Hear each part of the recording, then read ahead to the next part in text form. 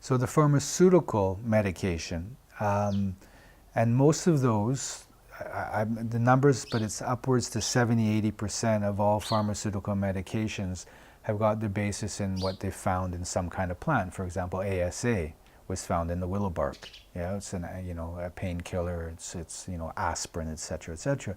But then what it's done is it's taken in this plant what's called an active principle, and they've isolated that, and then they produce it in a laboratory. And then they make it into a pill and they patent it so that they can sell it to people. It's a business model. They want to make money. And I understand they have to recover the costs.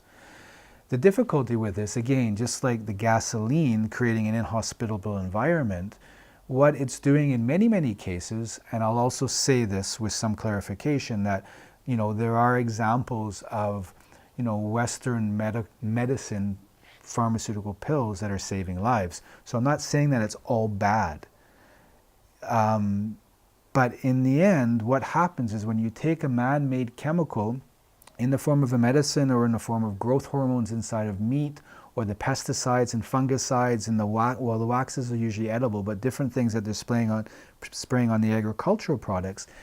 If you ingest that into your body, because it's man-made, the body sees it as a foreign element or a toxin. So therefore the immune system goes through different reactions to try to remove that foreign element from the body, whether it be through the liver, through different parts of the immune system and the excretory system.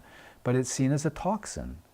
And in some ways, and I'll make this statement, and I made it, it's a large statement, but in many, many cases, that things that are created from the hand of man are ultimately toxic for man. And what happens with a lot of the cases, for example, antibiotics, it goes in and it kills the bad bacteria, it kills the good bacteria, and then it creates an imbalance in the bacterial flora, which then is one of the main causes of so many different kinds of diseases, whether it be chronic fatigue, etc., etc.